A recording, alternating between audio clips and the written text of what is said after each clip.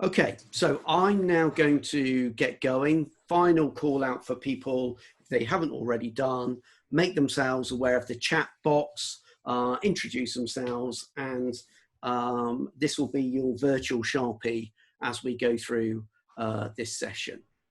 Okay, so just a final thing, I'm going to stop my video. I've got a better picture. I look younger. It's because I was. And then I'll ask everyone to go on mute and then we'll get going. So thank you for joining so far and let's get going.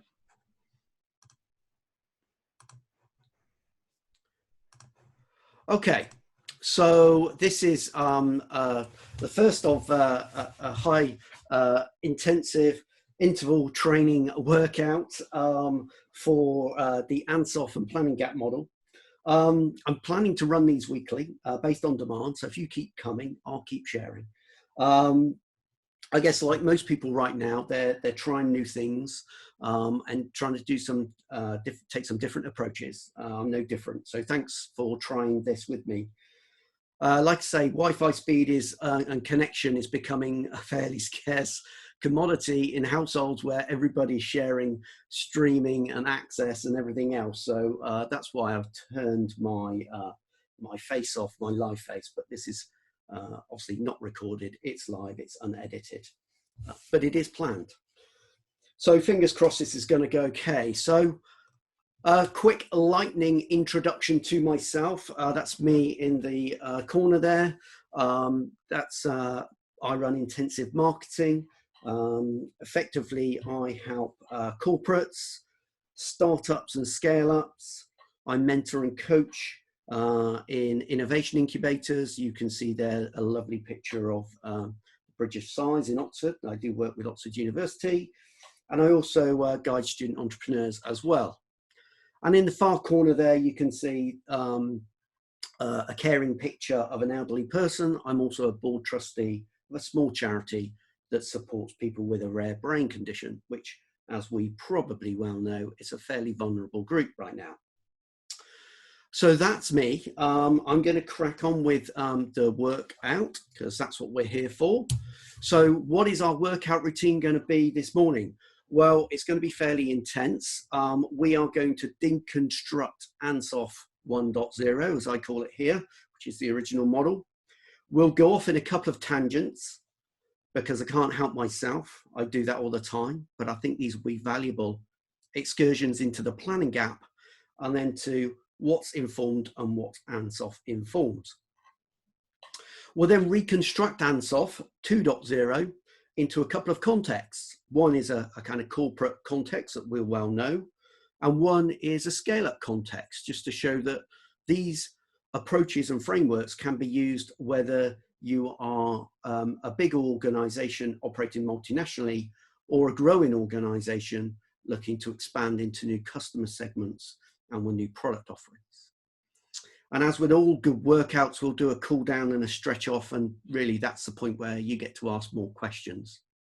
But what I would say is, it says on the slide here, use your virtual Sharpie, use the chat, keep adding some comments as we go through and questions. And because it's live, I will take those and I'll respond to them.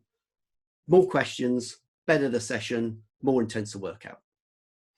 Okay, enough fluff, let's get on.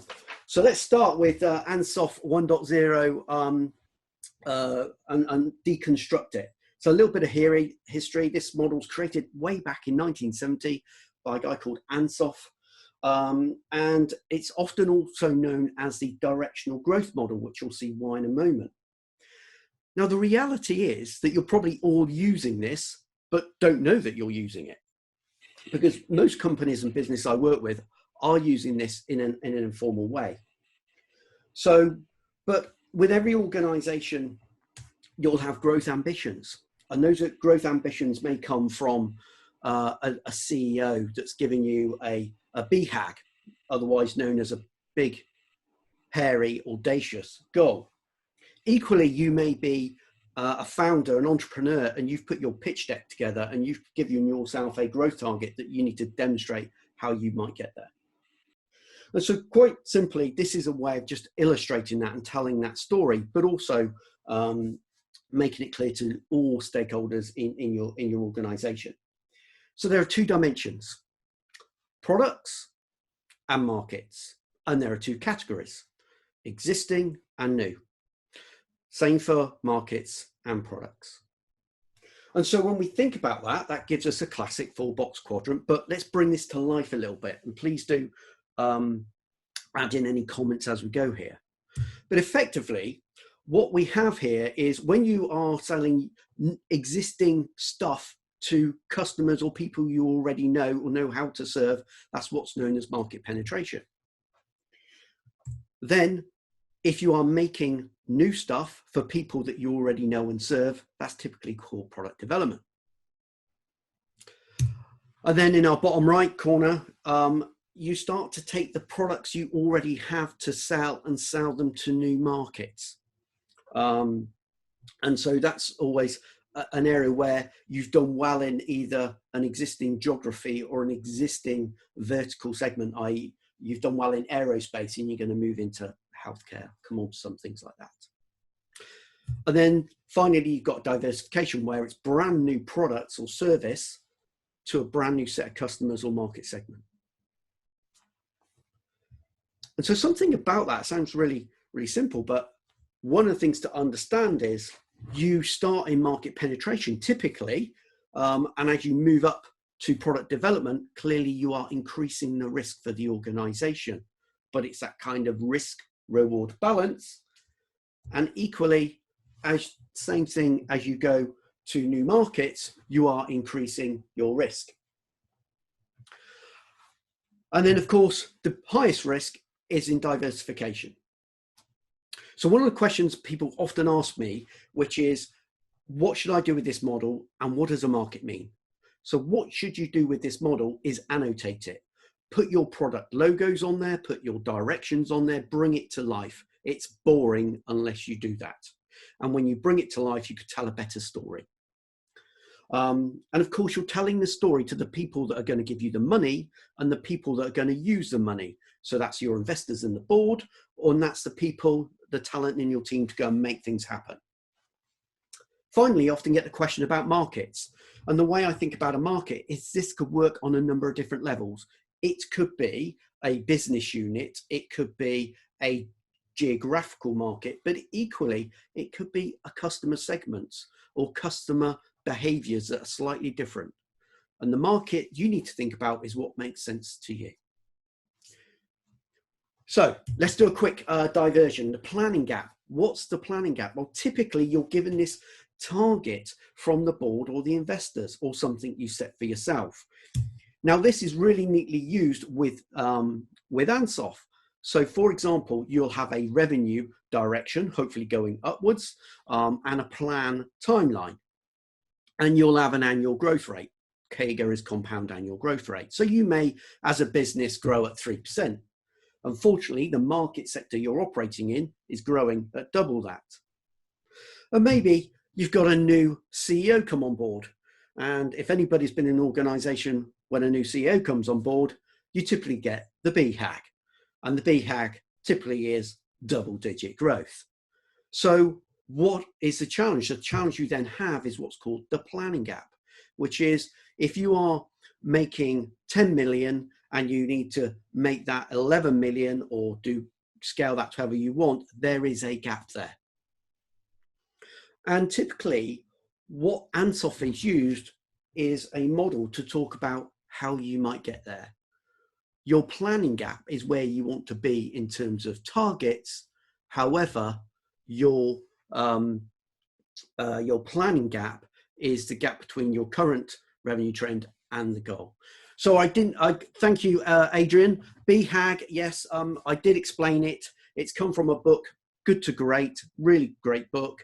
And it stands for Big, Hairy, Audacious Goal. It's typically something an organization should strive for. Right, next tangent, very, very quickly. ANSOFF, like all analysis models, should not be used in isolation and on their own. So understand that something informs it and it informs other things. So really, before you've got to ANSOFF, you need to be aware of your business goals, your direction, any market opportunities, how your customers are changing their behaviors and their needs, what your competitors are doing, and also, quite importantly, what you're capable of doing as an organization. We'll touch on that in a moment. Then, of course, this is going to drive portfolio decisions, where you might make your product investments, how you build your go-to-market plans in terms of marketing, pricing. Equally, when we think about capabilities, it talks about what you need to work in a market, both in terms of understanding the market or the talent within that. There's no point saying that you're going to be an artificial intelligence company if you don't have the required data science capabilities. Okay, so let's just keeping with the pace that we're going at here, let's keep going and reconstruct ANSOFF 2.0, because I think that ANSOFF 1 actually is slightly out of date. Let me tell you why it's slightly out of date, because actually, whilst many companies continue to grow their business by making new products, entering new markets, selling more of what they've got, and sometimes diversifying, actually in today's world, that's probably not enough. In today's world, they need to acquire new capabilities.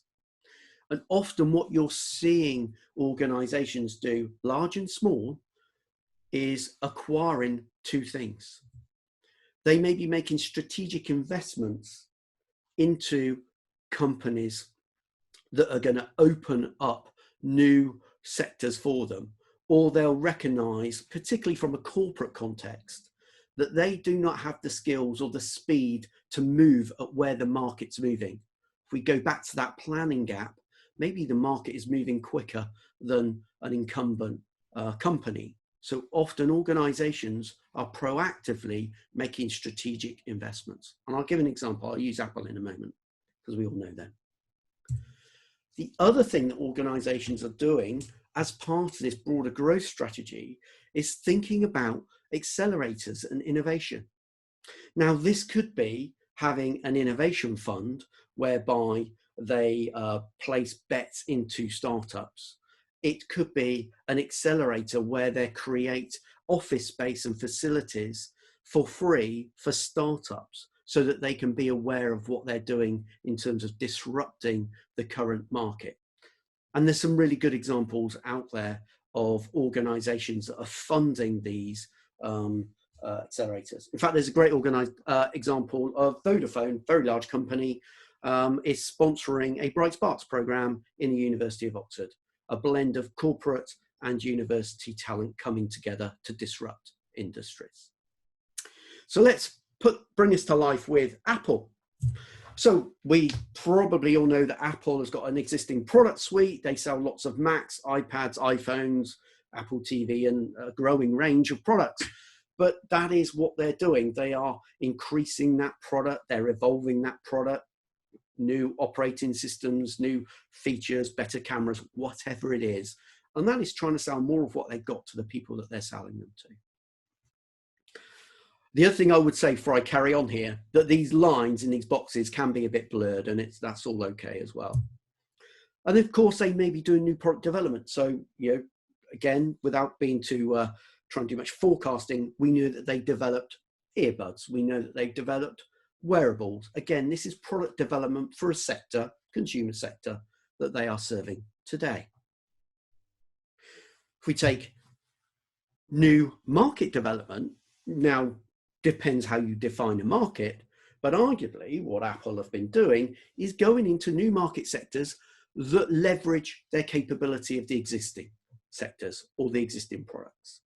So things like Apple CarPlay, so automotive, things going into payments, going into gaming, going into music.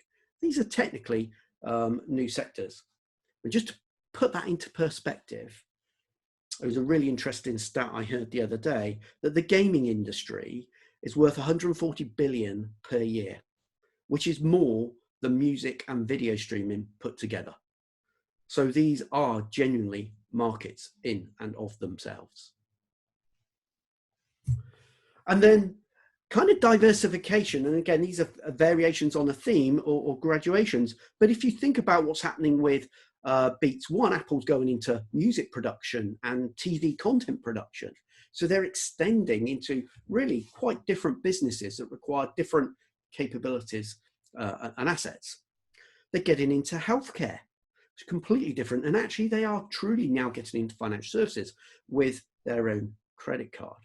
So it's a good example of how this model comes to life, just with, I guess, the products and services that we know about the company, most of us know a lot about. Now, what about the 2.0 aspects? What are Apple doing there? Well, this is a great quote from Tim Cook when he was asked about Apple's acquisition strategy, where he came out and said they buy a new company every week, which I think they do if you look at their pitch book. They are generally adding new companies all the time. And yes, we probably know Shazam, and yes, we know Beats. These are the obvious ones that we're aware of, but there are many other tucking acquisitions that they're making that are helping them in terms of their AI. They're helping them in terms of their user experience. There's a whole load of things that Apple have got in terms of their long-term strategy that they're bringing in investments into smaller companies. And also Apple are doing stuff around the whole acceleration and building a community. The whole thing around the AR kits and that whole developer community is about driving forward what is going to be a next generation technology platform of augmented reality. So that's an example of how ANSOFF is used to explain where Apple is going. Now, I've done it as a kind of a look back in time because it's easier to apply it. But let me just go forward and do it in a scale-up context, because actually in a scale-up world, it can be different, but the same. So we've got our 2.0 ANSOFF. And so I'm using Omnitech Solutions, which is a made-up company. It's a fictitious scale-up, so show that we can apply it. I may use Omnitech going forward as well. But I'm going to show how this might work in a scale-up world.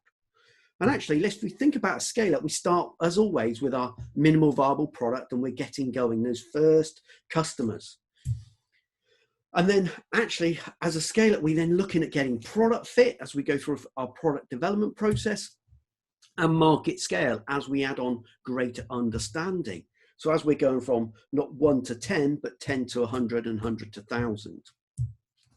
And then, of course, in all true startup scale-up world, there is the pivot, otherwise known as diversification. So let me just talk about that. So you start with your minimal viable product. You get that feedback. You have those first customers. You are embarrassed by that first product, but you learn something. You learn what the golden features are. And so golden feature 1 is what you add in, and that's going to help you with your product fit and keeping those existing set of customers happy and with you.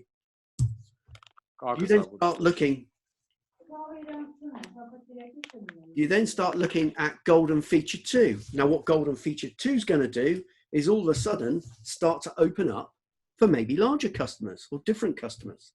So you can see how in a startup world, you can lay out where your growth strategy is in line with your pitch ambitions. You then may